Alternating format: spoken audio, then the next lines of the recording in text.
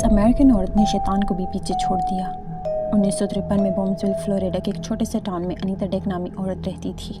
वो हसीन औरत थी और एक परफेक्ट हाउसवाइफ भी। हर किसी से मुस्कुरा कर मिलती, लेकिन अनीता का एक डार्क सीक्रेट था। उसके साबिका शोहर अचानक से लापता हो गए थे। एक रात उसके नए शोहर फ्रैंक ने कुछ अजीब नोटिस किया। अनीता कभी उसके साथ खाना नहीं खाती थी, बस यूं जाहिर करती जैसे खा रही है। फ्रैंक का शक बढ़ता गया और एक दिन उसे अनीता की सीक्रेट डायरी मिली, जिसे पढ़कर फ्रैंक के रोंगटे खड़े हो गए। अनीता ने अपने साबिका शोहरों का सिर्फ कत्ल ही नहीं किया था, बल्कि वो अपनी डिनर पार्टीज़ में मेहमानों को उनका गोश्त खिलाती रही थी। फ्रैंक ने ये जानने के बाद भागने की कोशिश की, लेकिन तब तक देर हो चुकी थी। उसी वक्त दरवाजे की घंटी बजी और एक और डिनर पार्टी के लिए मेहमानों की आमद हुई और अनीता ने अपनी उसी जानदार मुस्कुराहट के साथ उनका इस्तकबाल किया।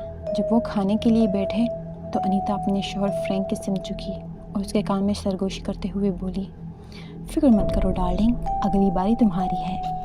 उसी वक्त फ्रैंक बाथरूम का बहाना करके निकला और भागकर पुलिस स्टेशन पहुंचा और उन्हें सब बता दिया। लेकिन जब पुलिस वहां पहुंची तो घर खाली था और जब उन्होंने बेसमेंट की तलाशी ली तो मामला उससे कहीं ज़्यादा संगीन निकला जितना कि बताया गया था। इस अमेरिकन औरत ने शैतान को भी पीछे छोड़ दिया।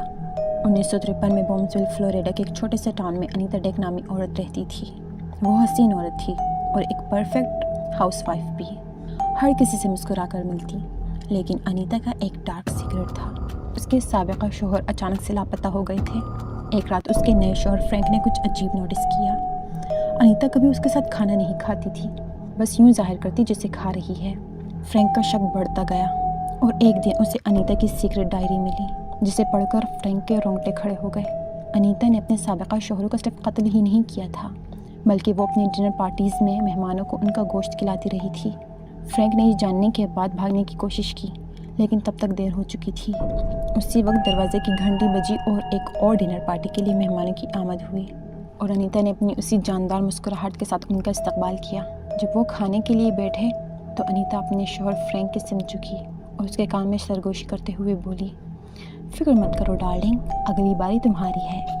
उसी वक्त फ्रैंक बाथरूम का बहाना करके निकला और भागकर पुलिस स्टेशन पहुंचा और उन्हें सब बता दिया। लेकिन जब पुलिस वहां पहुंची तो घर खाली था और जब उन्होंने बेसमेंट की तलाशी ली तो मामला उससे कहीं ज़्यादा संगीन निकला जितना कि बताया गया था।